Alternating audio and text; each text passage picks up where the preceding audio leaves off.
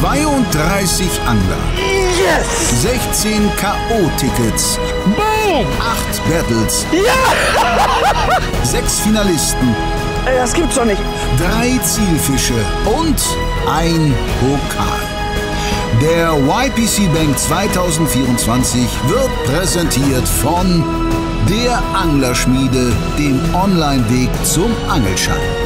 Hearty Rice, feel the difference. Und Lure Drop, jeden Monat Weihnachten. Hallo liebe Zuschauer und herzlich willkommen zur 13. Folge des YPC Bank 2024 und damit zur 3. Episode in Gruppe C. Der erste Angeltag war durchaus abwechslungsreich. Patrick Marable erlebte einen denkbar schlechten Start.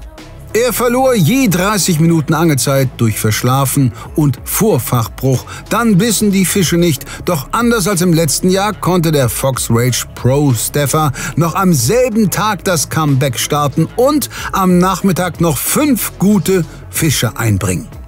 YPC-Debütant Rick Barton aus dem Gunky-Team begann dagegen stark und konnte sein Board dann auch kontinuierlich verbessern.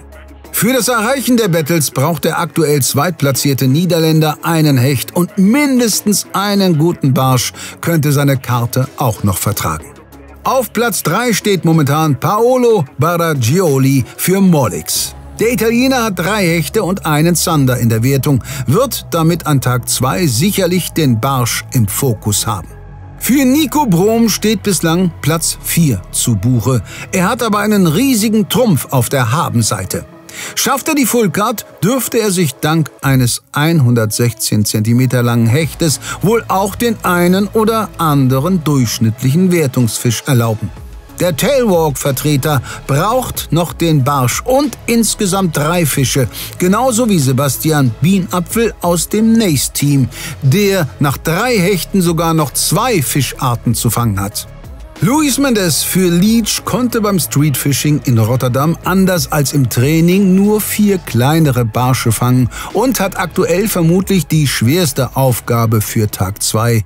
Denn die hinter ihm platzierten Christopher Jung von Shimano und Veit Wilde von Seika Pro haben neben kleineren Fischen immerhin je einen großen Barsch fangen können. Wir sind mehr als gespannt, wer hier am besten in Tag 2 starten kann.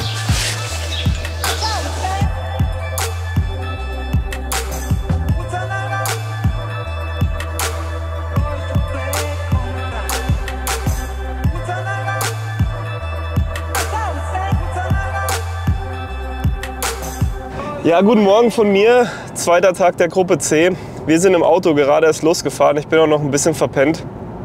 Ja, wenn ihr gerade die Gruppenergebnisse gesehen habt, wisst ihr, dass mir auf alle Fälle noch der Barsch fehlt. Ich habe auch gestern den Tag noch mal intensiv trainiert und geschaut, dass ich in der Zone 2 noch ein paar Barschspots finde, weil da hatte ich tatsächlich aus dem Training nur einen einzigen. Ich meine, am Ende des Tages Hauptsache überhaupt erstmal ein Barsch, dass ich die Chance auf die Fullcard habe. Letzten Endes ist es so, dass ich schon versuchen werde, 3 Barsche in die Wertung zu bringen, weil ich denke, damit kann ich einfach die meisten Punkte sammeln. Denn ich weiß, das Teilnehmerfeld, das schläft nicht und das sind alles starke Angler. Und ich glaube, das wird ein harter Kampf, dass ich da zumindest meinen Platz 4, wo ich jetzt bin, verteidigen kann. Also drückt mir ganz, ganz fest die Daumen. Ich werde auf alle Fälle 200% geben. Und ich würde sagen, wir sehen uns dann gleich am Wasser.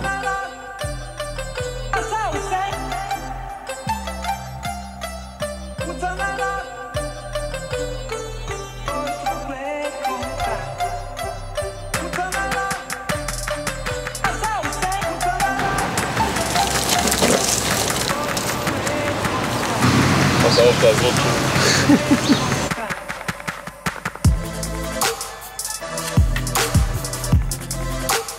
Gonna start with some pike fishing. For pike fishing, I don't like to bring a lot of stuff, so 1 small box, a couple of shallow running lures, some spare tails for the stunner. Put everything in a small bag that's easy to carry. 1 long nose for the pikes and 1 steel wire cutter. Because pikes in nets is horrible. So just cut the hooks. Also when a pike is hookly deep, just gonna cut the hooks and spare the pikes.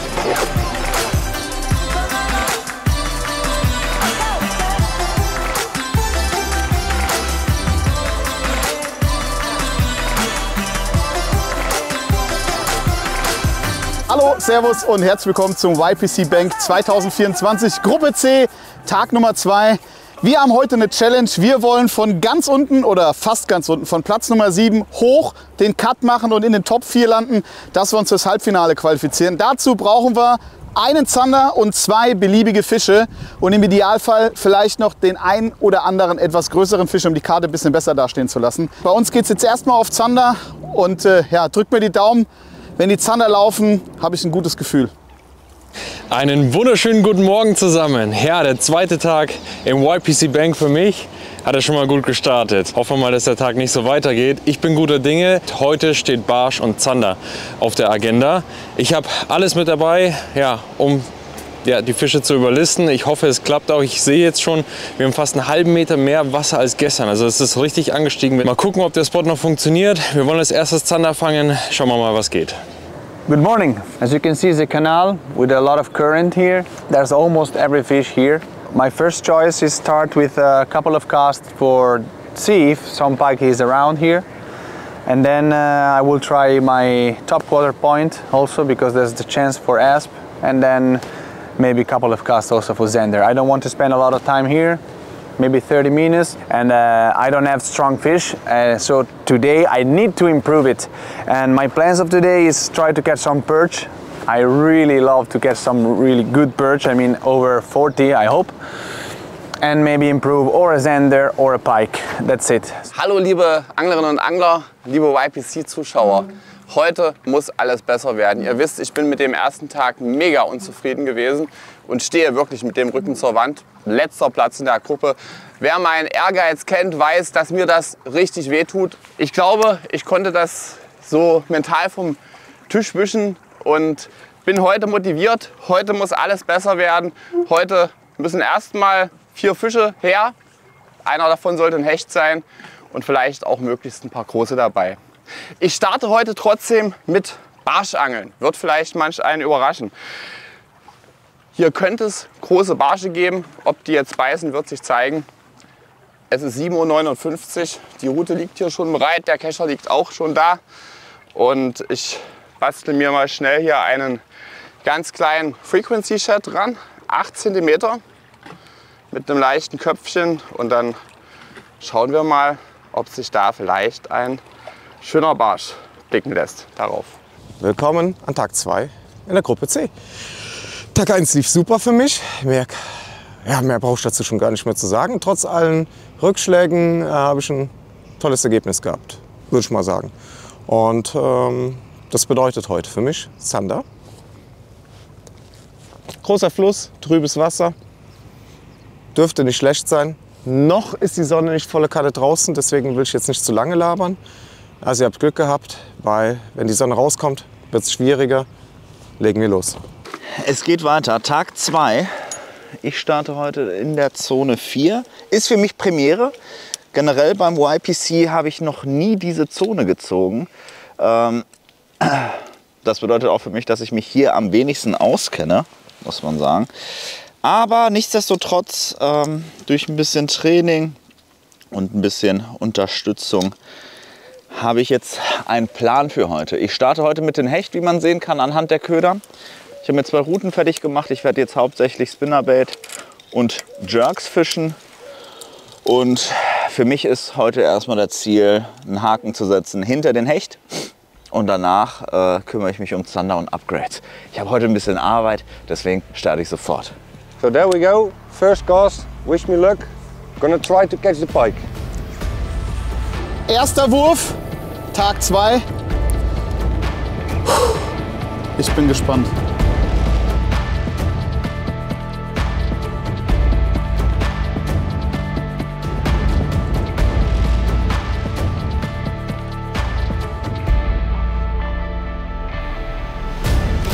Fisch. Oh mein Gott!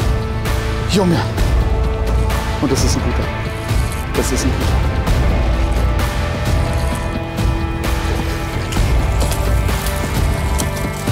Das ist ein guter, ja! Ich war noch nie so nervös wie an diesem Tag. Und nach 2 Minuten der erste 55 plus Zander. Ja, Mann! Ja! Guckt mal, guckt euch das an. Der hat den so gewollt. Komm. Kleiner Trick, wenn ihr den Fisch habt und ihr habt den Köder so drin, in die Kiemen lang und dann hier aufdrücken, also eure Hand dehnen, dann kommt er da ganz gut rein. So, dann ist der Haken draußen. Dann messen wir den 57,5 hier. Ja. 58 cm. Der erste Zetti nach nicht mal 2 Minuten. Meine Gebete wurden erhört.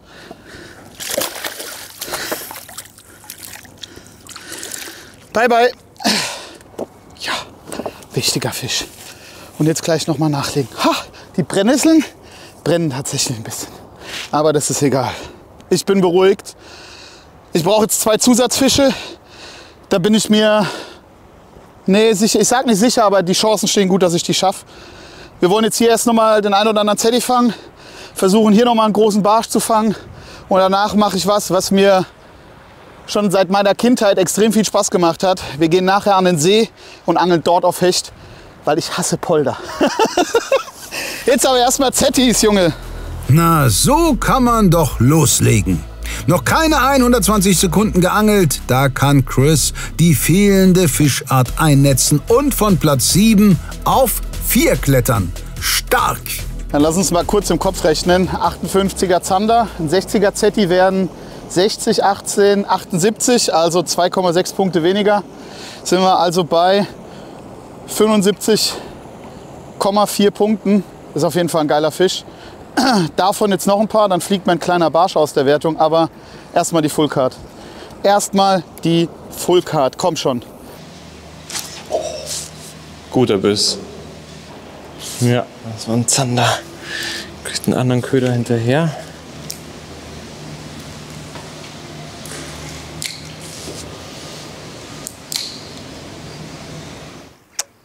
So, first 2 casts, no fish, that's a good sign, because otherwise I don't like it to get a fish on the first cast.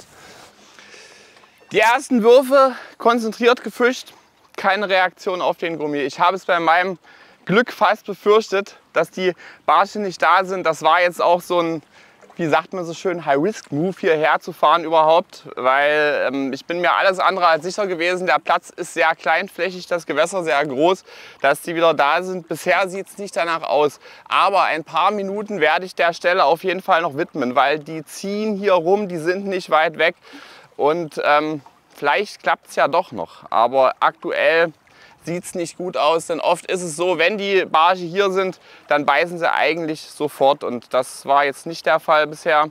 Das ist natürlich schon wieder bitter, wenn hier gleich der erste Plan nicht aufgehen sollte, aber noch will ich mal nicht aufgeben.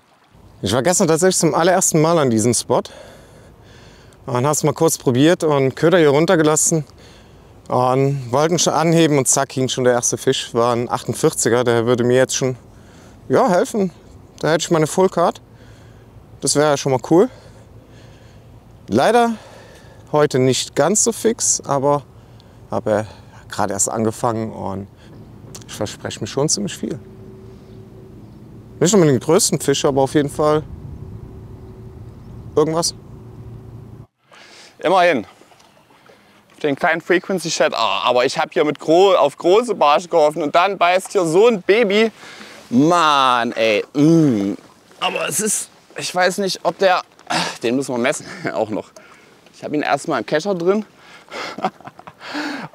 Ich habe hier große Barsche versprochen und dann fange ich so ein kleines Kerlchen hier. Wir machen den mal ganz schnell hier unten in das Wasser rein. Dann ist er safe und dann gucken wir mal, ob der Punkte bringen würde. Aber ich freue mich trotzdem, auch wenn es nur ein kleiner ist, denn es zeigt erstmal, dass überhaupt Barsche da sind. Er ist über 23, also es sind 23, aber nicht 23,5, es ist ein 23er Barsch. Ein 23er Barsch, gerade so maßig. Klein, aber mein. Es sind ein paar Pünktchen. Muss man immer dran denken. Der bringt im YPC 46 Punkte. Und geht er wieder rein. Und schickt jetzt hoffentlich noch seine Mutti vorbei. Immerhin, erstmal was gefangen. Das ist schon mal schön. Und den stelle ich jetzt in die Gruppe und dann angel ich direkt weiter.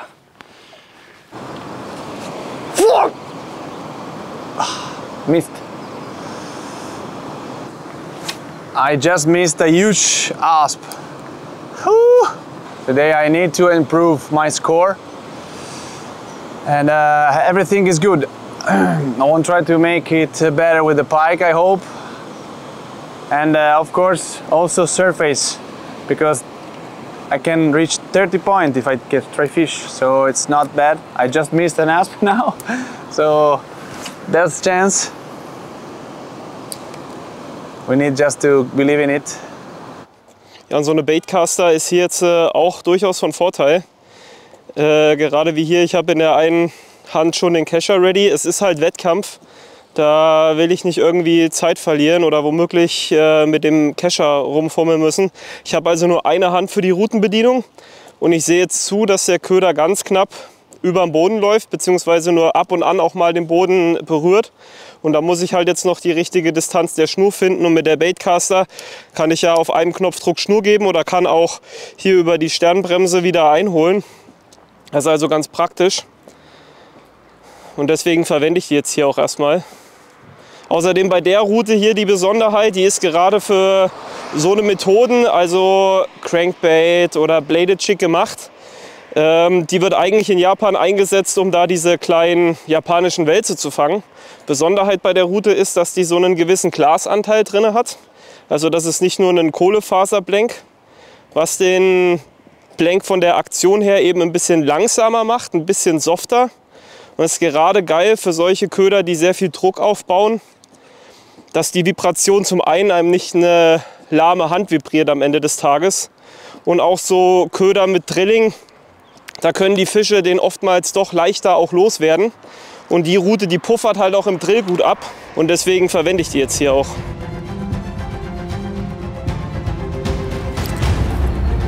Ganz, entweder ein kleiner Nippler oder ein Schnurschwimmer.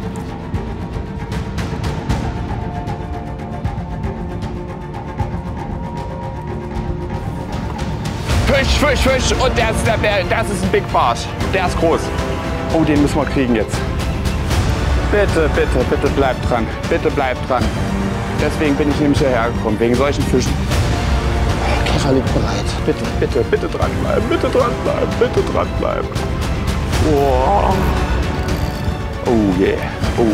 Der ist groß. Und den ich den kriege, der bringt richtig was.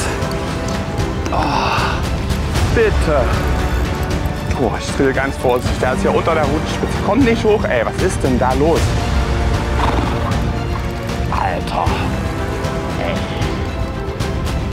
Das ist ein Barsch. Das ist auch ein richtiger Brummer. Oh, es ist ein Barsch. Bitte. Oh, bitte.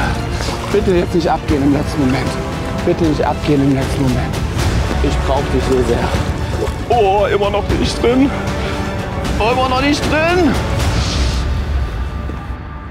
Ich hab ihn. Oh, tut das gut. Der erste Tag lief so scheiße und jetzt fängt so gut an. Yes.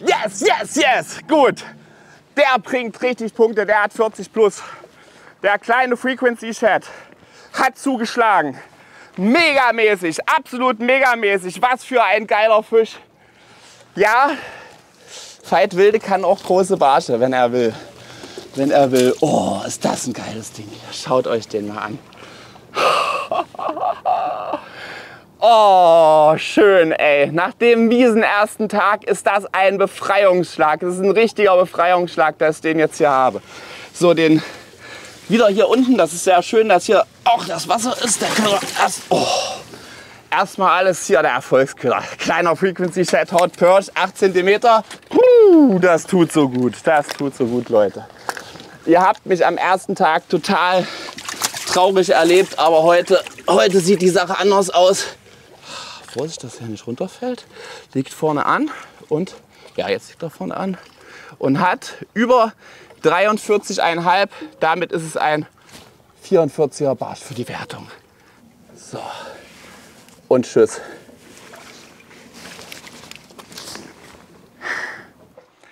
Ich bin immer noch fast sprachlos, dass auch mal ein Plan aufgehen muss beim YPC. Das ist doch einfach auch wichtig und gut und so soll es auch sein. Und ich habe mich könnt ihr mir glauben, auch auf den ersten Tag so gut vorbereitet und es lief dann trotzdem so schlecht. Und jetzt bin ich wieder voll im Modus und jetzt angle ich weiter. Mal gucken, ob hier noch einer ist. Toller Fisch und satte Zähler für Veit. Nachdem der Tabellensiebte des Vortages Chris bereits punkten konnte, bringt der vormals achte Veit mit insgesamt 2 Barschen nun auch ordentliche Punkte auf seine Karte. Der Hallenser springt auf Platz 4. Die Tabelle rückt extrem eng zusammen. Zwischen Platz 2 und 8 liegen gerade mal 90 Punkte. Nur der Tabellenführer Patrick hat etwas Luft zwischen sich und dem Rest. Vom Fox Edge, aber auch von vielen anderen Marken, gibt es die Jigköpfe meistens mit so einem Gummischlauch oben drauf. Der beste Weg, so einen Schlauch abzumachen, ist zu drehen. Weil wenn man anfängt zu drehen, ich kann es nicht erklären genau wie, aber es ist dann am Ende im Schlauch drin wie ein Schraubgewinde. Und er hat sich super einfach rausdrehen lassen. Also einfach packen und dann zwirbeln. Funktioniert einwandfrei. Fisch, Fisch, Fisch, Fisch, Fisch, Fisch! Ah, der ist etwas kleiner, aber das Schöne ist, wenn ich den jetzt, schlecht ist er auch nicht, wenn ich den jetzt habe, dann brauche ich nur noch einen Hecht fangen, im schlimmsten Falle. Den kriegt man. Der ist zwar nicht so geil, aber ich habe ihn. Barsch Nummer 3. Der Plan ist jetzt schon voll aufgegangen und ich glaube, hier ist noch mehr möglich. Und ich sage euch gleich mal was. Das Gute ist, dass ich hier im Training auch mit Spinjig gut gefangen habe. Den habe ich auch noch gar nicht gefischt. Der kommt erst noch. Das sind über 28,5, also 29 Punkte. Sehr schön. Auch der darf wieder schwimmen, natürlich. 8 cm Frequency Shed, Farbe Hot Perch, kombiniert mit unseren neuen Jighaken Evo. Ich habe jetzt hier ein paar mehr drin als nur 3 Stück. Aber egal, Größe 2.0 passt hier sehr gut dazu. Das fängt schöne Barsche, wie man sieht. Und damit mache ich jetzt natürlich auch weiter.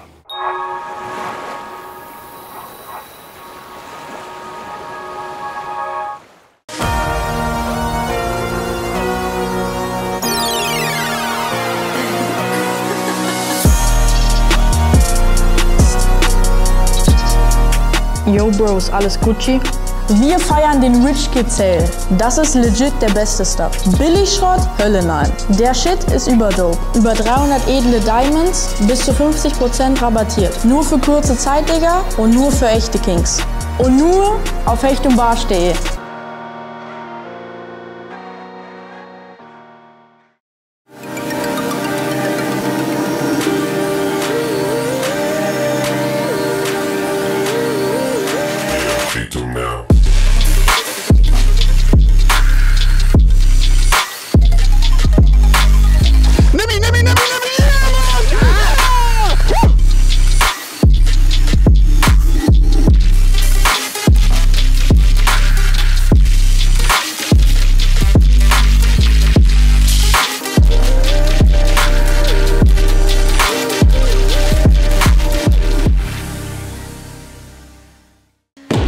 Hi Leute, ich bin Leo und mein Lieblingszielfisch in den heimischen Gewässern ist natürlich der Barsch. Das liegt nicht nur an der enormen Kampfkraft oder diesem super schönen Äußeren, sondern natürlich auch an der Möglichkeit, ihn auf unterschiedlichste Art und Weise zu beangeln. Und genau dafür geht der Lure Drop Limited Perch Edition in eine weitere Runde. Für nur 69,99 findet ihr hier drin 17 perfekt aufeinander abgestimmte Produkte von den absoluten Top-Herstellern im Warenwert von 140 €. Also geht unbedingt auf hechtundbarsch.de, sichert euch eins dieser Exemplare. Die Anzahl ist natürlich begrenzt und schnell sein lohnt sich. Ich wünsche allen Barschfans maximalen Erfolg am Wasser. Jetzt beginnt die beste Zeit. Viel Spaß dabei, Petri Heil.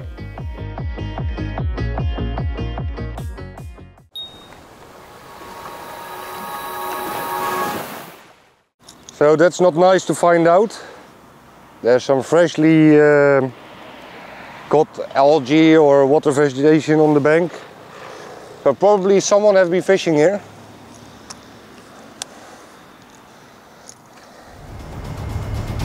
Oh, fuck.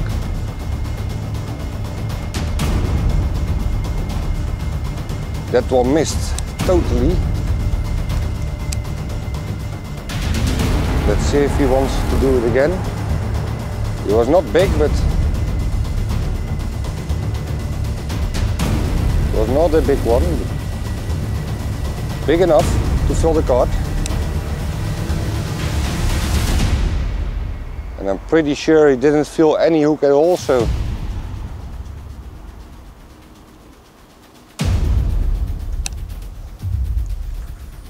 do one more cast and then we leave him and come back later because this is an active one.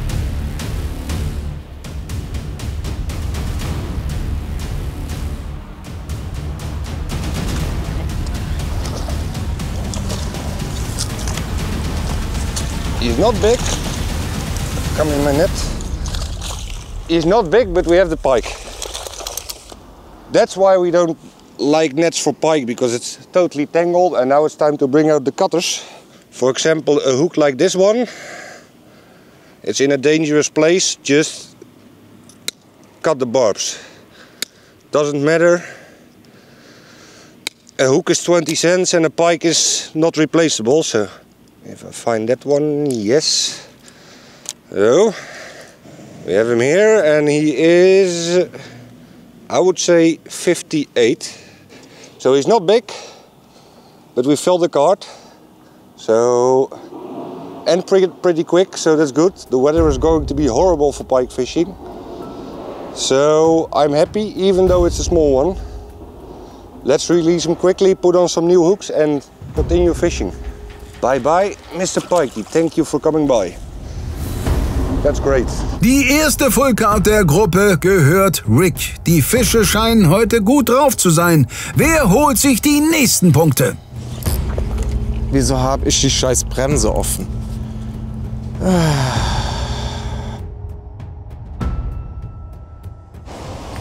Fisch? Nein! Oh!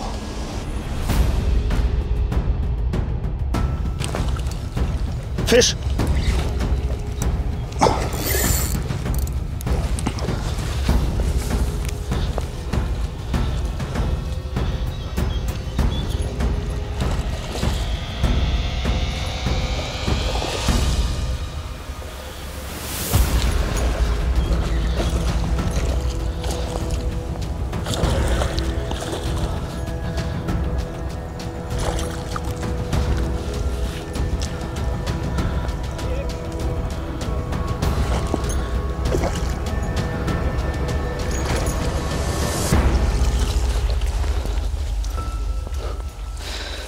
Geil. Ist das geil. Freunde, ich freue mich richtig. Ich freue mich. Es war so wichtig, dass ich den Fisch nicht liegen lasse. Oh, herrlich. Herrlich. An dieser Stelle muss ich mich auch bei meinem guten Freund Markus Eule bedanken, der mir gestern den einen oder anderen Tipp genannt hat. Sehr schön. Da ist mein erster Hecht. Geil, auf Spinnerbait. Mega. Oh. Der Extra Vibe mit einem Fat Louis in 11 cm, der perfekte Trailer. Was ist das? 85? Sehr schön. Aufgerundeten 85er Hecht. Wichtige Punkte. Sehr schön. Den lasse ich jetzt schwimmen. Und dadurch, dass der Hecht so früh kam, werde ich versuchen, noch einen zweiten zu fangen, um einen kleinen Barsch aus der Wertung zu kicken. Siehst du den?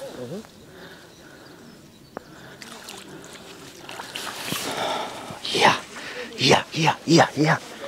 Das ist erst der Anfang, Freunde. Das ist der Anfang. Heute ist D-Day. Gut, aber ich mache jetzt weiter. Mann, Alter. Was für eine Erleichterung, den Hecht jetzt endlich zu haben. Und wieder schießt einer in der Tabelle nach oben. Toller Fisch für Luis am Polder. Der Dortmunder gibt die rote Laterne an Sebastian ab. Heute sollte man niemanden zu früh abschreiben. Und gleichzeitig sollte sich auch niemand seiner Sache zu sicher sein. Ihr müsst euch das Ding mal im Wasser angucken. Es sieht brutal geil aus. Es handelt sich hier um den Multi-Vibe in der Größe 5.0, gepaart mit dem Extra Vibe. Das heißt, wir haben hier aus dem Bladed Jig oder umgangssprachlich Chatterbait haben wir ein Spinnerbait gemacht. Diesen Arm, den kann man extra kaufen, gepaart mit einem 11 cm Fat Louis mit einem Trailer Hook. Junge, die brauchen nur in die Nähe kommen und die bleiben hängen, die Fische. Und ja, mit Chili Cheese, ihr kennt ja die Geschichte, das ist ein Glow in the Dark Köder.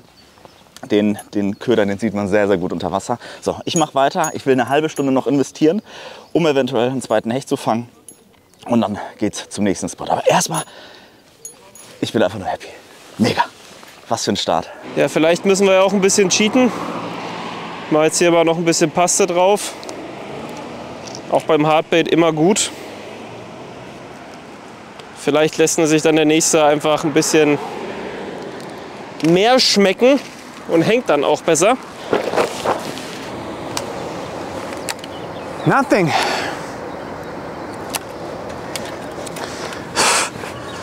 Incredible, incredible. During the practice was perfect. I will try a couple of casts, see if some small zander is around. It's not easy here, there's full of rocks and stuff. Ja, ich hatte einen Biss bisher, einen Kontakt. Der blieb leider nicht hängen. Jetzt werde ich mal ein bisschen Farben wechseln. Die Fische sind da. Es ist so eine kleine Strömungskante, die ich da fische. Ich habe gerade einen Predator gefischt, jetzt fische ich einen Venom. Wechsle dann mal immer wieder zwischendurch auf einen Ghost Junior. Der hat im Training gestern Kontakt gebracht. Dafür hoffe ich mir eigentlich, dass jetzt hier in der nächsten halben Stunde noch was geht.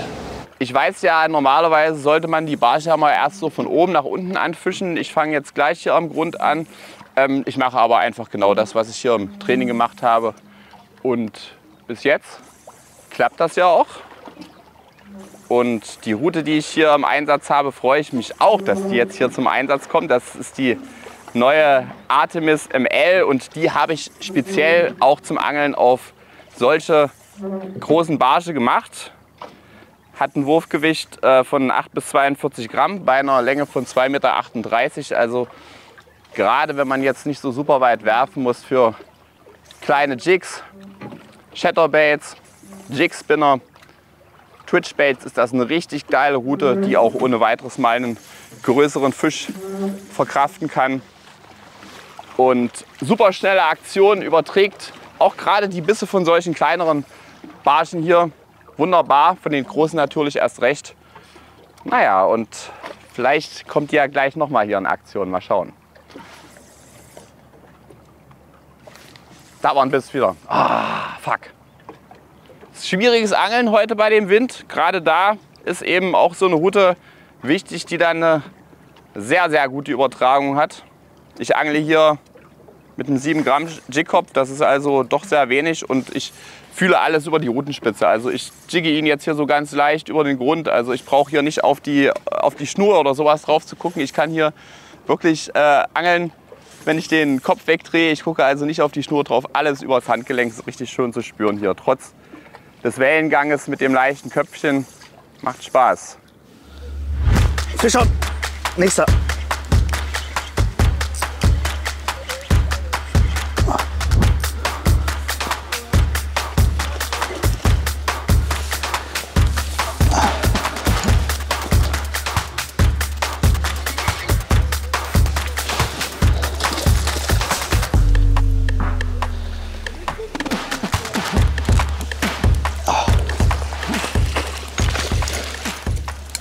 Ja, am ersten Tag habe ich mir etwas schwer getan mit den Hechten. Aber ich glaube, jetzt haben wir es. Jetzt haben wir es rausgefunden, was sie wollen. Der hilft mir jetzt nicht wirklich bei einem großen Upgrade, aber es ist besser als ein 23er Barsch oder so, was ich habe. Das ist ein 64er Hecht. Ah ne, er berührt die 64,5. Es ist ein 65er. Hopp, hopp. Tschüss! Wie ein Aal.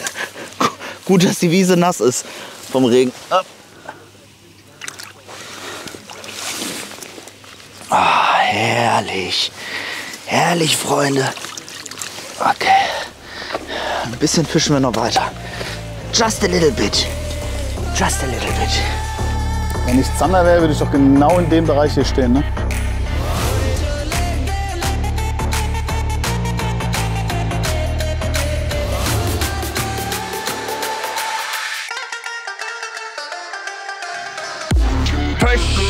Fisch. Oh, oh, oh, oh, oh, oh, oh, oh, oh, oh, oh, oh, oh, oh, oh, oh, Der fühlt sich wieder relativ groß an, würde ich sagen. Ja.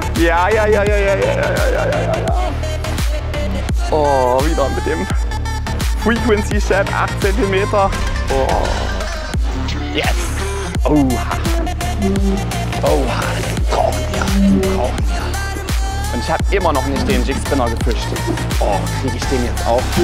Hoffentlich hängt er gut. Hängt nur vorne, aber... Oh, jawohl, er ist drin, Leute. Es läuft. Das sind die Größen, die ich haben wollte hier. Und ich fange sie heute. Endlich, der Plan geht richtig geil auf. Oh, ist das schön. Wettkampfangeln kann so böse sein, wenn man den ersten Tag bei mir miterlebt hat. Aber heute ist alles anders, zumindest bis jetzt. Und es ist gerade mal eine halbe Stunde vorbei. Legt man ihn ab. Oha, doch, der hat 40. Liegt vorne an und hat ganz genau 40. Bam. Perfekt. Diese Barge wollte ich, die habe ich gebraucht. Unfassbar, Leute. Ich bin beim letzten Mal mit so einem guten Gefühl rangegangen und es ging alles schief. Heute bin ich ehrlich gesagt mit einem schlechten Gefühl irgendwie rangegangen. Und es läuft alles gut. Aber so ist das ganz oft beim Angeln. Also ich weiß nicht, ihr könnt ja mal in die Kommentare schreiben, ob es euch auch so geht. Ich habe das schon so häufig erlebt. Manchmal hat man Tage, da denkt man, Bedingungen, alles perfekt, das muss richtig knallen. Und es passiert nichts. Und dann hat man Tage, da geht man ins Wasser und denkt so, ja, das stimmt nicht, das stimmt nicht. Lasst euch davon nicht verunsichern. Einfach angeln gehen, optimistisch und motiviert. Und dann klappt das auch. Das hat sich jetzt heute mal wieder gezeigt. Ich bin ja nicht umsonst hierher gefahren. Ich habe ja dran geglaubt, dass es klappen wird. Ja? Aber ich war mir eben sehr unsicher. Aber der Plan ist schon voll aufgegangen. Ich versuche jetzt noch einen großen Barsch zu fangen und dann gehe ich natürlich. Logisch. Eigentlich müsste ich ja jetzt den Köder hier dran lassen, aber ich will doch noch mal einem anderen die Chance geben. Das ist jetzt hier aktuell noch ein Muster, aber wenn ihr die Folge seht, ist ja schon im Handel unser neuer Musashi Big Eye Jig Spinner von Seika Pro. Der Köder hat hier im Training wirklich sofort funktioniert. Aber jetzt bin ich gespannt, ob das wieder so schnell damit geht. Tatsache, erster Wurf damit, erster Wurf. Und das ist wieder ein großer Barsch. Ich merke schon, erster Wurf. Oh, was ist denn hier los? Ey Leute, was ist denn hier los? Das kann doch nicht sein.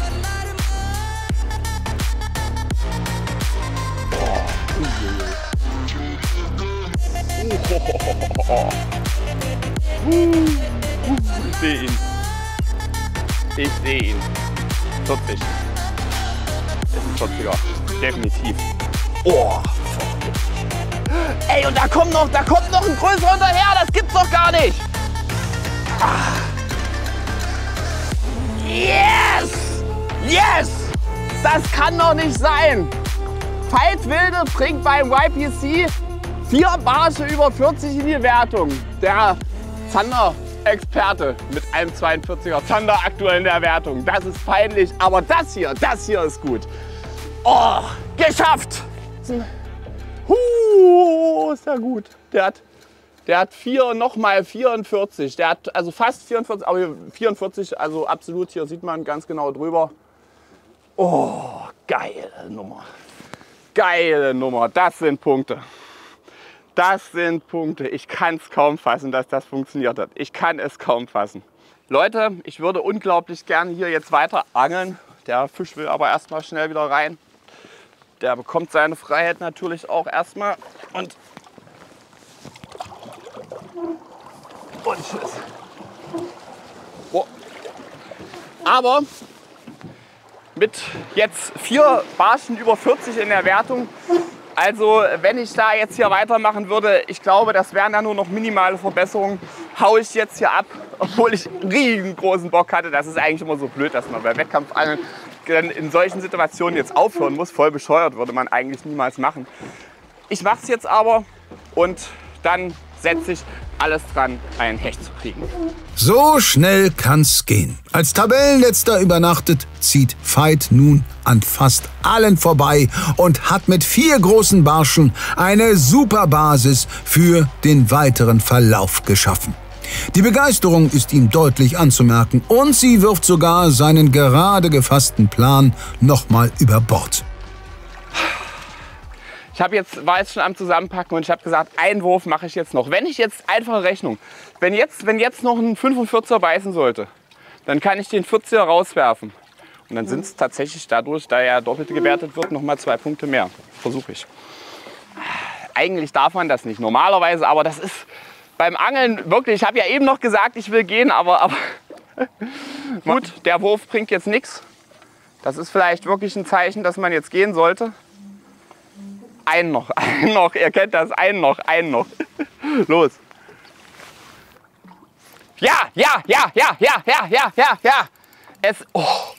Ey, wenn der jetzt Ü40 ist, also ich glaube schon, er fühlt sich, oder? Nee, oder? Kann man, aufpassen, dass er ja nicht noch abreißt, das würde ja Minuspunkte geben. Ist ja noch mal eine Verbesserung. Köder fängt auf jeden Fall, das seht ihr. Könnte sein. Nee, obwohl, nee, ich glaube nicht. Aber wenn es nur 1 cm ist, dann habe ich alles richtig gemacht. Ich glaube aber, es ist keine Verbesserung. Wenn ich jetzt so sehe, na komm, nee, nicht hier. Oh, yes, ist drin. Aber ich sehe schon, nein, der ist, wir können ihn, nein, er ist unter 40. Aber ihr seht, diesmal hat hier alles geklappt. Geiler Fisch, brauchen wir gar nicht erst zu schauen. Der hat keine 40. Geht wieder rein und ich gehe dann jetzt wirklich. Aber schön, auch noch so einen tollen Barsch gefangen zu haben. Und tschüss. So, Abflug jetzt wirklich. Veit verlässt also seinen ersten Angelplatz, weil er dort so gut gefangen hat. Paolo hat aus anderen Gründen einen Platzwechsel im Visier.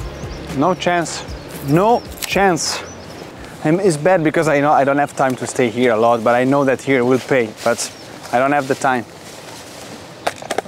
Last chance to catch something on the surface, and then we have definitely to move. So, move again. The good thing about polar fishing is the spots are small, so with just a couple of casts you will know if they're there. Ich wechsle noch mal auf ein bisschen schwerer. Geht ein bisschen mehr an die Strömungskante. Kann sein, dass ich mich täusche und dass die Strömungskante doch weiter rechts ist. Am zweiten Tag weiß man ja nicht, was die anderen fangen. Ich lasse mich gerne heute Abend überraschen und habe es noch gar nicht wirklich erwähnt. In dem Sinne, Jungs, ich wünsche euch viel Erfolg. Haut so raus, habt gute Fänge. Ich drücke euch die Daumen.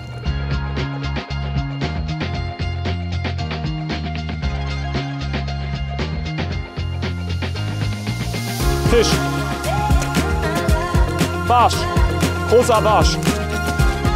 Bitte bleibt dran. Yes! Yes! Das ist genau der Fisch, den wir gebraucht haben. Oh Gott. Hat der Farbwechsel doch was gebracht. Hier scheinen unter Wasser schon Seerosen zu kommen. Und ich wollte fast schon abbrechen, habe mir gedacht, ach komm, die paar Meter gehst jetzt noch, vielleicht steht da ein Hecht drüber. Jetzt hat sich der Barsch den Köder geschnappt. Den schauen wir uns jetzt mal an. Auf jeden Fall ganz, ganz wichtig. Hier haben wir auch Gras. Hier brauche ich meine Unhooking Mat nicht. Die hatte ich jetzt extra mitgenommen, weil das erste Stück, was wir gegangen hatten, da war ja auch Beton. Und gerade bei so einer Sonne ist das echt immer gut fürs Fischwohl. Ich will jetzt auch echt schnell machen, weil bei der Sonne, ich will den Fisch nicht lange draußen haben. Dann präsentiere ich euch schon einmal. Richtig schöner Barsch. Tolle rote Flossen. Oh, echt krass verschätzt. Ich hätte gedacht, dass der die 40 hat. Aber wollen wir aber nicht so sein. Der hat auf alle Fälle über 38,5. Ja, 39er Barsch. Also fast 80 Punkte, ganz, ganz wichtig. Toller Fisch. Dafür lege ich mich auch mal hin. Und da geht er dahin. Richtig geil. Ich bin schon mal happy. Das nimmt ganz, ganz, ganz viel Druck raus. Aber trotzdem muss ich jetzt noch 2 Fische in die Wertung bringen für die Full Card. Also weiter geht's, keine Zeit verlieren. Der Erfolgsbait, kleiner, kompakter Crankbait, ist hier von der Marke A-Tech, der Crazy Crank. Cooles Ding und vor allen Dingen ist der auch was für einen Geldbeutel. Also der schont den Geldbeutel, weil der gar nicht mal so teuer ist. Also kann ich jedem nur empfehlen, schaut euch den mal an. Ihr seht's ja, dass der fängt. Auch gestern im Training hat er gut gefangen. Und jetzt fängst du mir noch einen Ü40er bitte. Auf geht's.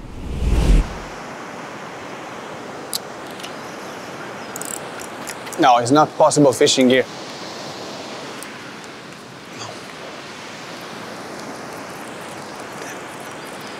Bad start. Fuck.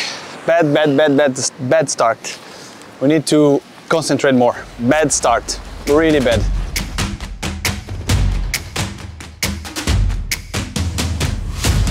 Fisch.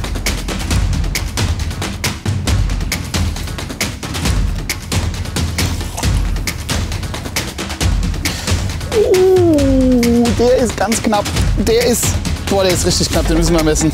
Ne, guck mal. 42 muss er haben, 39,5 hat er. Fisch. Nee, passt.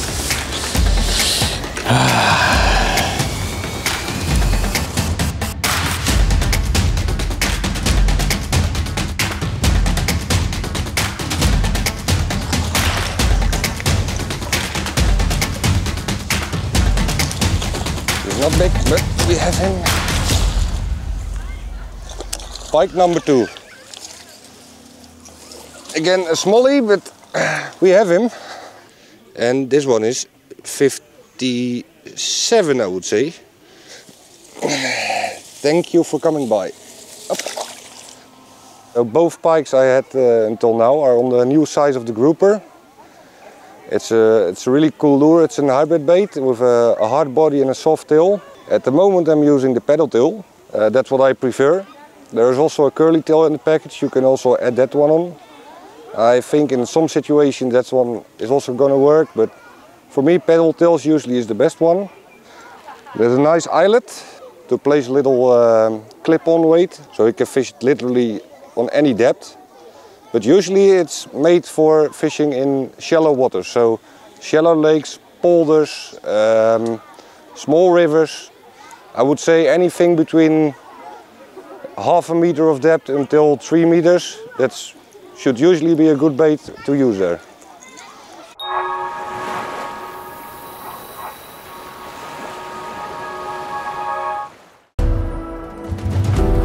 Hey Jungs und Mädels, wie ihr seht, bin ich klamottentechnisch komplett auf Adventa umgestiegen. Echt geile Klamotte, muss ich sagen. Von dem Stoff hätte ich sogar bei 30 Grad die Langhose anziehen.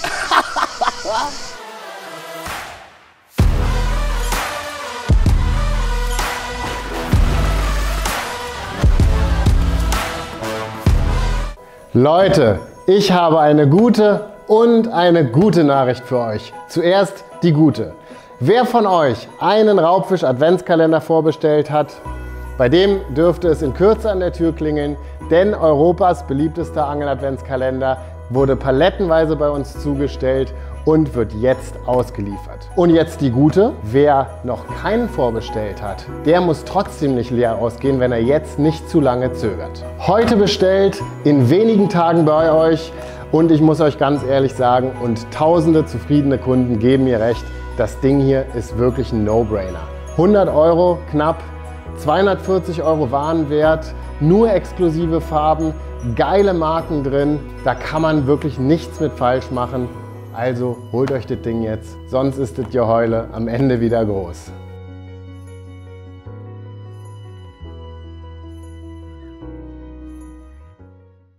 Mein Name ist Luis Mendes, auch bekannt als Big L, der Typ, der die dicken Muttis jagt. Ich habe in meinem Leben hunderte Routen in der Hand gehabt und viele Modelle gekauft und getestet. Und 2015 für mich beschlossen, meine eigene Routenserie zu entwickeln. Routen, die genau das liefern, was Raubfischangler brauchen. 2017 war es dann soweit. Die Solution Contact kam auf den Markt und obwohl keine große Firma hinter mir stand und nicht eine One-Man-Show war, begann die Branche über mich zu sprechen. Das sorgte für ordentlich Unruhe. Was habe ich gemacht? Ich habe ein Statement gesetzt. Fuji Torside-Beringung mit Titanrahmen. Fuji Rollenhalter. Nano Carbon Blank von Toray. Wenn du eine Route suchst, die kompromisslos in Performance, Handling und Qualität ist, Solution ist die Lösung. 150 Euro Angelset geschenkt. Das ist doch bestimmt Beschiss. Nee, das gibt's zu jedem Angelscheinkurs nur für kurze Zeit gratis dazu. Ach, das ist doch eh nur wieder Spittelschrott. Guck mal, alleine die La Mystique von LMAB kostet 90 Euro im Laden. Oh, da ist doch keine Rolle dabei. Klar, guck hier, von Abu. Mit geflochtener Schnur sogar. Nee. Doch. Aber die teuren Köder musst du dir noch kaufen, oder? Nee. Oh. Köder und Zubehör sind auch dabei. Mach keinen Scheiß. Das klingt wirklich gut. Also, auf geht's. Angelset sichern, Kurs auf anglerschmiede.de buchen und dann ab ans Wasser mit dir.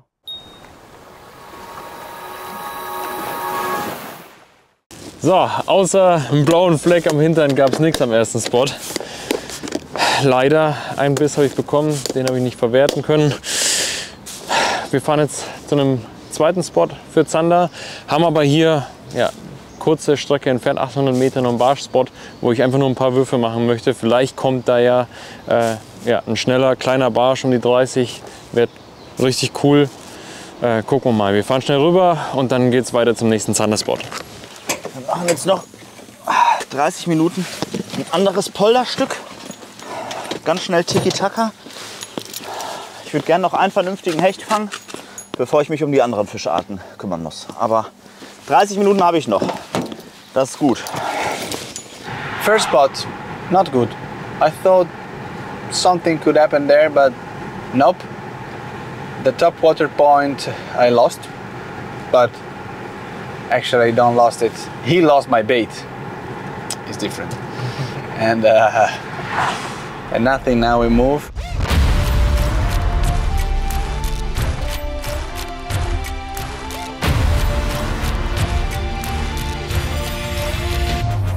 Jo. Zander. Oh, den brauchen wir. Nee, kleiner Hecht. Ist es kleiner Hecht oder ist es Zander? Ist egal, was es ist. Es wird auf jeden Fall das Maß haben.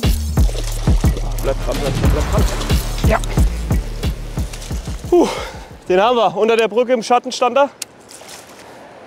Und da hat er sich auch schon losgeschüttelt. Gerade noch die Farbe einmal gewechselt. Wir waren hier gerade am Auto, kurz was getrunken. Und da ist mir auch die Barschfarbe in die Hand gefallen. Und da dachte ich mir, die musste mal mitnehmen. Ich habe ja gesagt, ich nehme nicht ohne Grund die Abhakmatte mit. Und das war kein großer, aber immer wichtig hier für die Fische zu agieren. Wir kriegen ihn auf 54,5. 55 Zähler im Turnier. Kleiner Pike. Und der darf jetzt wieder... Jo, der will auch zurück. Dann lasse ich mir lieber schnell. Ja, super geil. Ein Fisch noch, dann habe ich die Full Card. Drückt mir die Daumen, ey, richtig gut.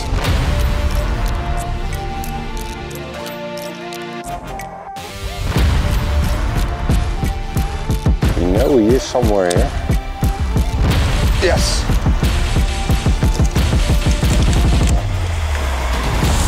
So we were really close to shore. That is a bigger one. That's the one we have seen while pre-fishing. Oh no shit, he's tangled in the net. But I haven't. He's in. That will be an upgrade. 73? 73. Okay. Thank you, Mr. Pike.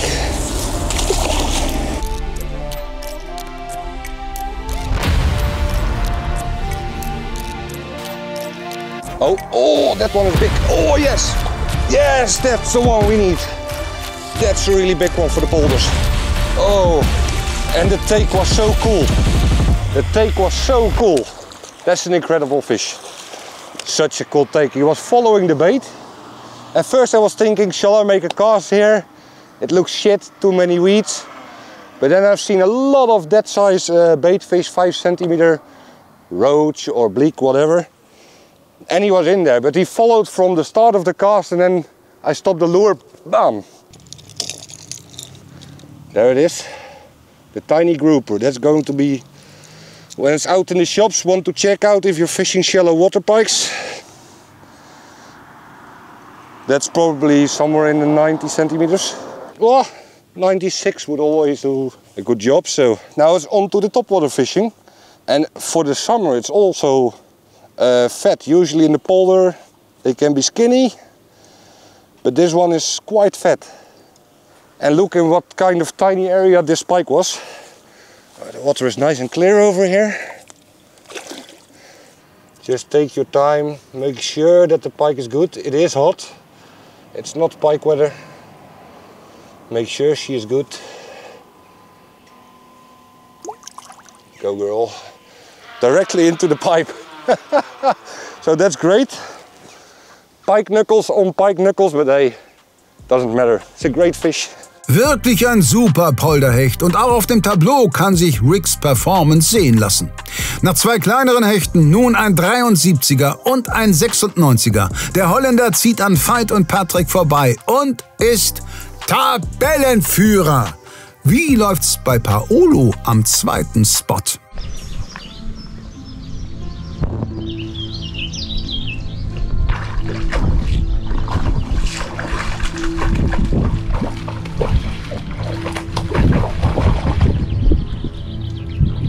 I wanna kill myself now.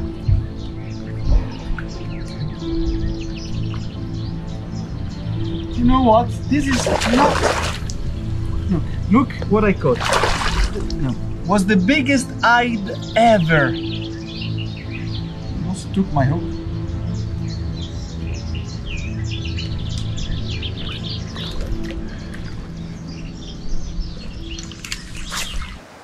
So krass, wie das einem Strichtätierrechnung machen kann. Gestern war hier super wenig Strömung, ziemlich klares Wasser und Twitchbait ist natürlich optimal bei klarem Wasser. Deswegen habe ich jetzt hier den Blade Runner als Alternative mitgenommen. Aber was so ein bisschen Regen ausmachen kann, ist unfassbar. Also innerhalb von einem Tag Wasserstand bestimmt um 20 cm gestiegen hier. Gestern konnte ich noch bis da runterlaufen. Und die Wassertrübung war definitiv deutlich klarer. Ja, mal gucken, ob wir hier einfach direkt abbrechen, wenn jetzt in den nächsten 15 Minuten nichts kommt. Und dann an die anderen Spots weiterfahren. Sebastian denkt an einen Spotwechsel. Patrick und Luis haben ihren fast hinter sich. Beide brauchen wie Sebastian noch dringend einen Zander. Wer ist als erster am nächsten Angelplatz? So, am nächsten Gewässer, nächster Spot. Ein paar werden es schon erkennen, welcher Fluss das ist. Schöner Spot, das einzige Problem für mich, freilaufende Kühe. Ja, sie tun nichts, ich habe trotzdem Schiss vor den Viechern. Aber als Steak sind sie lecker. Während Patrick sich um freilaufende Kühe sorgt, hat Luis an seiner neuen Stelle andere Befürchtungen. So, wir sind an der nächsten Stelle angekommen. Mir sind leider gerade ein paar Angler entgegengekommen, 4 Stück. Die haben hier schon alles abgefischt und die haben ihre Zander bekommen. Haben mir aber gesagt, dass es ein bisschen eingeschlafen ist in den letzten 2 Stunden. Heute Morgen waren sie sehr aktiv. Jetzt ist die Sonne ein bisschen rausgekommen. Sind nicht optimale Bedingungen, trotzdem probiere ich einmal mein Glück. Ich habe verschiedene Routen mit. Ich werde mit unterschiedlichen Techniken auf Zander angeln. Ich fange an klassisch mit einem Jig, werde einmal schnell alles abfächern. Danach werde ich ein bisschen langsamer mit dem Curly Louie am Carolina Rig fischen. Und ja, irgendwie muss ich es hier hinbekommen, ein Zetti zu fangen.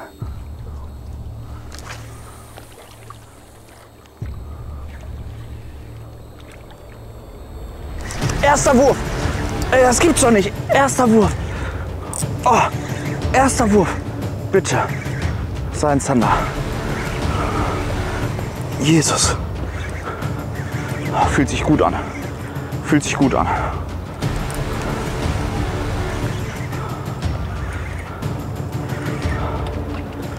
Ist ein Zander. Freunde, boah, bitte geh nicht ab. Bitte, bitte. Oh.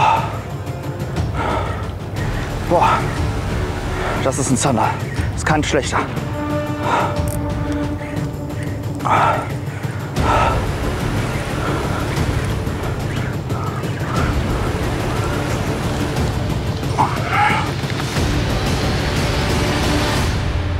Ja! Ja! It's gonna happen again, my boy! Full cut, erster Wurf am Spot! Now we talking, man! Alter Falter! This is how we do it, man! Jesus! Fett Louis, 9 cm Farbe Vanilla Cognac. Bei Sonne natürliches Dekor. Jesus, Alter! Erster Wurf! Fuck my life! Ich hatte so eine Angst! Ich hatte so eine Angst! Jetzt kann ich auf Big Fish angeln. Jetzt kann ich nur noch upgraden gehen. Ja, Mann! Oh fuck, jetzt habe ich mich gestochen. Jetzt habe ich mich am Stachel gestochen. 62,5. Schön. 63er Zander. In der Euphorie habe ich mich leider am Stachel gestochen, aber es ist mir egal. Ja, ja, Sehr wichtig. Sehr wichtig. So langsam geht Plan D-Day auf, muss man sagen. Ich mache noch ein paar Würfe. Das sind gute Punkte. Das sind gute Punkte. Vielleicht kriege ich noch einen, aber ich will mich auch nicht zu lange heute hier aufhalten, denn ich habe ziemlich kleine Barsche. Also ich hab noch gar keinen vernünftigen und ich möchte heute dicke Barsche fangen. Aber auf den ersten Wurf einen Fisch zu fangen, das wäre jetzt verboten, jetzt hier wieder abzuhauen. Nee. Als ich den Biss bekommen habe, habe ich es nicht glauben können. So, das ist jetzt ein Scherz, habe ich mir gedacht. Ich wollte gucken, so ist die Absinkphase in Ordnung. Und ich dachte mir so, ja, singt vernünftig. Und noch ein Pock. Wirklich, Alter, richtig crazy. Junge, Petrus ist auf meiner Seite heute. Und das spiegelt sich auch in der Tabelle wider. Mit den schlechtesten Karten in den Tag gestartet, hat Luis als zweiter Angler eine Fullcard und immerhin 2 gute Fische in der Wertung. Doch nachlassen sollte er nicht, denn die Konkurrenz gibt ebenfalls alles, auch wenn Paolo heute überhaupt noch kein Glück hatte. Unbelievable, man, unbelievable.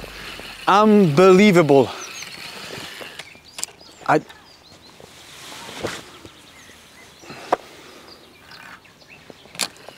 Unbelievable, not a single fish here.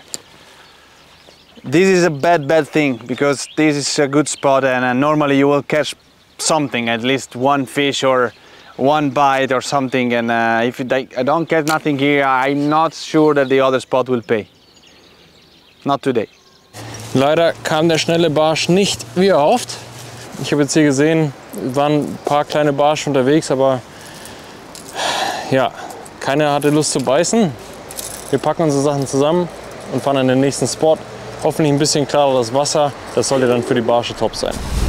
Gestern war ein Ticken mehr Strömung. Wasser stand auch ein bisschen höher. Eigentlich beides mir deutlich lieber. Mal gucken, was die Zander sagen. Also wirklich safe. Sicher fühle ich mich da jetzt nicht. Das ist ein Samo Rattling Hornet in der 5,5er Größe. Schöne Aktion. Macht ein bisschen Sound. Habe ich gut mitgefangen bisher. So at the moment I think my pikes are pretty solid. So we're going for topwater fishing. This is the Megalon 105 and it's a walk the dog bait. Not too big, but the bait fish is also not that big in these kind of systems. So let's try if we can get a pike on the topwater. Sonnenschein und Brücken, das passt in Holland immer sehr gut zusammen. Vielleicht ja auch jetzt. Das ist eine Brücke, die schön viel Schatten wirft. Genau das Richtige eigentlich jetzt. Mal gucken, ob hier auch ein schöner Räuber drunter lauert. Fisch! Ah, ich glaube, das ist ein Barsch. Von mir aus könnte er jetzt eigentlich auch wieder abgehen, aber ist schon wieder abgegangen. Ist nicht schlimm.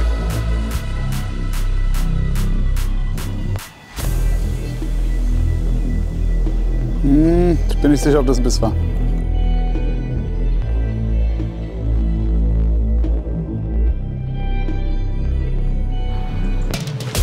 Fisch! Fisch! Und entweder ist es ein... Oh, lass es ein Zettel sein. Lass es ein Zettel sein. Ja gut, obwohl er ist auch nicht so groß. Ah, es ist ein Zettel, aber er ist so. Und jetzt... Bisschen kompliziert hier die ganze Geschichte. Oh, wir müssen gucken, also aber wenn, dann ist es wahrscheinlich echt nur so 1 Zentimeter wieder. Der ist nicht mal maßig. Ja, also untermaßig. Egal, geht schnell wieder rein. Ich bin doch sicher, es war ein Biss. Naja, beim Kurbeln aber hat ein bisschen daneben geknallt. Fisch, Fisch, Fisch, hier kurz vorm Rand. Das ist der, den wir wollen. Und jetzt wird es wieder eng hier mit der Landung. Der hat ein bisschen mehr. Der ist zwar auch nicht groß, aber der hat vielleicht wirklich das. Oh, schwierige Geschichte hier. Der hat, glaube ich, das Format, was ich brauche. Das müssen wir nur noch gelandet bekommen. Das ist eine schwierige Geschichte hier. Aber mal was dran.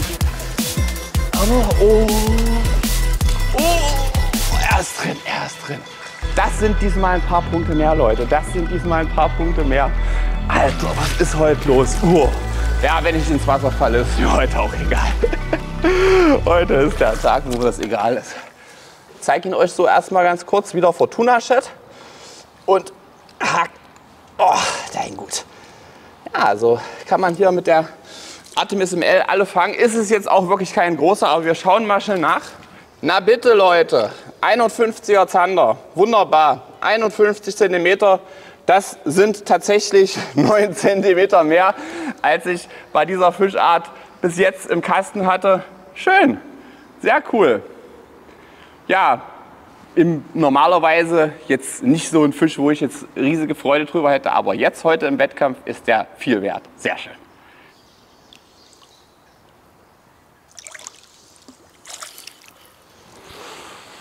Also auf Zander habe ich hier ehrlich gesagt jetzt gar nicht so krass an der Stelle gehofft. Ich habe einen gefangen, ich habe mich damit verbessert. Also aktuell läuft es wirklich gut, aber trotzdem, ich habe immer noch nicht diesen blöden Hecht. Ja? Also gerade jetzt an das Gewässer jetzt rangekommen, aber die Stelle muss ich auch sagen, hier habe ich im Training gar keinen Hecht gefangen. Vielleicht ist noch einer da, also bis jetzt beißt es ja ganz schön gut. Mal schauen, was als nächstes kommt.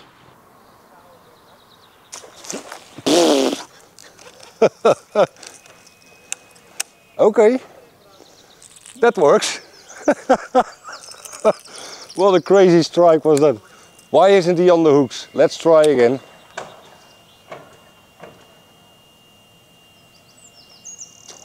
Ja.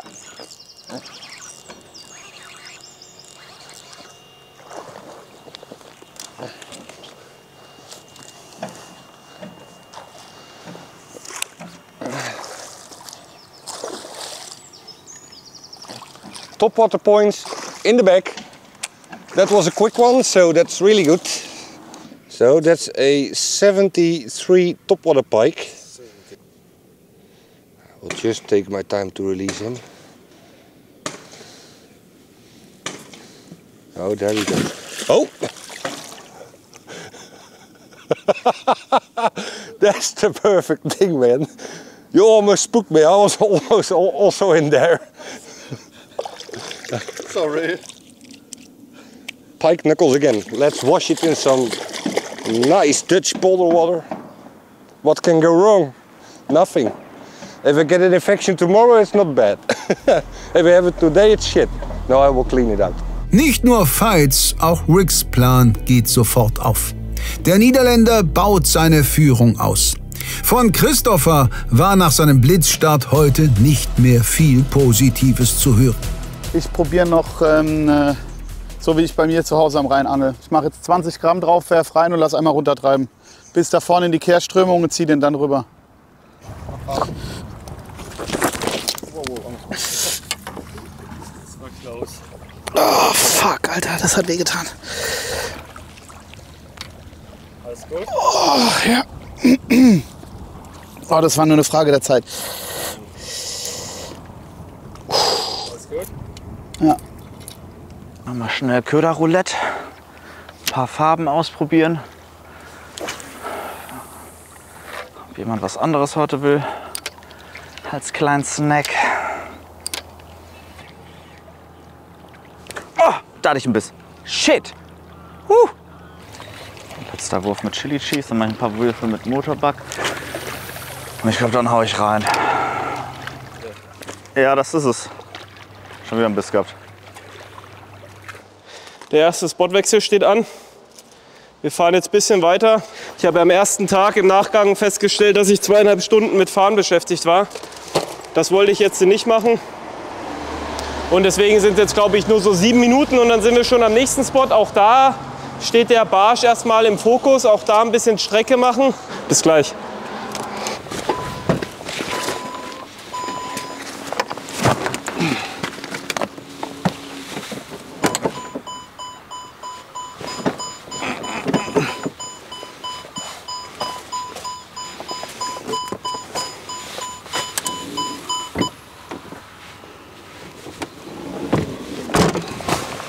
Ja, der Spot hat nichts gebracht und ausgerechnet im letzten Wurf, ich habe es ja schon die ganze Zeit gesagt, die Steine sind so ultra rutschig, weil das Wasser runtergegangen ist, war eine lange Zeit hoch. Und trotz Wanderschuhe, ihr seht, wie ich aussehe, da hat es mich auch mal so richtig auf die Fresse gelegt. Junge, Junge, Junge, Gott sei Dank nicht allzu viel passiert. Knie zieht ein bisschen, Handgelenk ein bisschen, aber das passt schon. Ist jetzt nichts Dramatisches. Jetzt geht's zum Hecht. Der Leck kann mich jetzt mal am A-Leck. Wir gehen jetzt Hecht angeln. Weiter geht's. So, am nächsten Spot angekommen. Ein Flussteil, wo wir in den Buhnen versuchen, die Zander zu kriegen. Ich fange an mit dem Predator 5 Inch, probiere dann unterschiedliche Sachen aus und fische jetzt hier die Buhnen ja, Stück für Stück ab und gucke, dass ich hoffentlich meinen Zander so bekomme.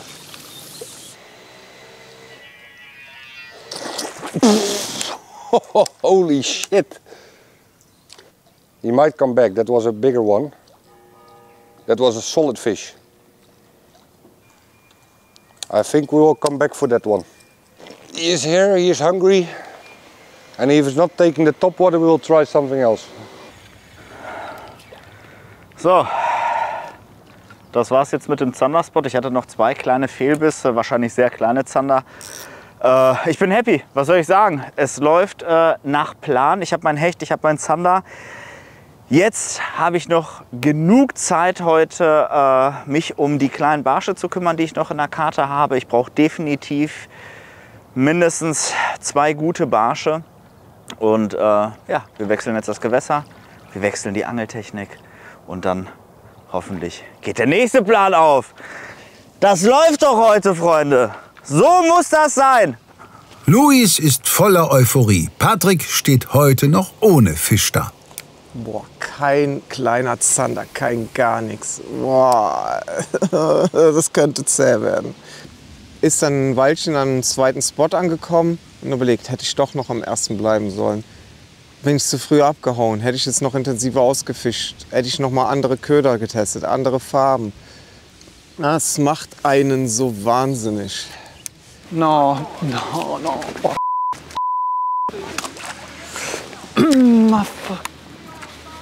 No. It's a competition.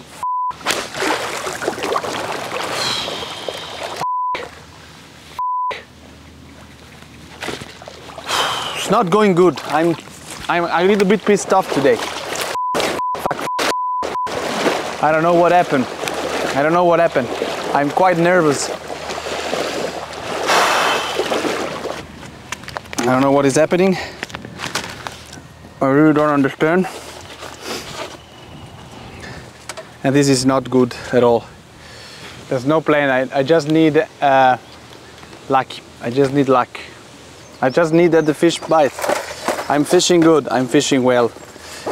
Even here, some casts are enough for catch some fish here. It's a really fast spot. I don't want to lose any more time around.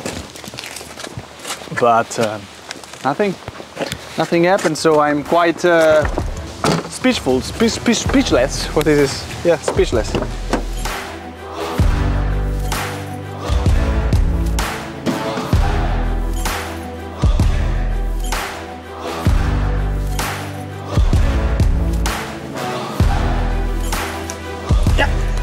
Fisch!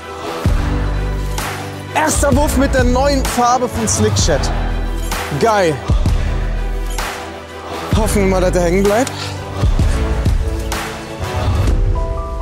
Ist ein Hecht. Ist ein Hecht. Dürfte aber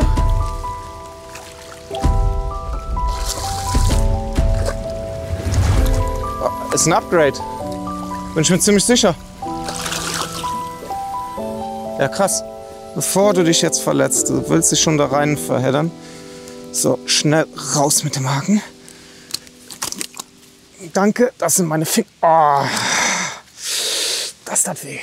Ja, schöner Fisch. Jetzt messern wir mal. Währenddessen bin ich auf meinen Kescher getreten. Super. Zum Glück habe ich noch einen Ersatzkescher im Auto. Das ist übrigens mein Blut. So, ist ein 76er. 6 Punkte mehr.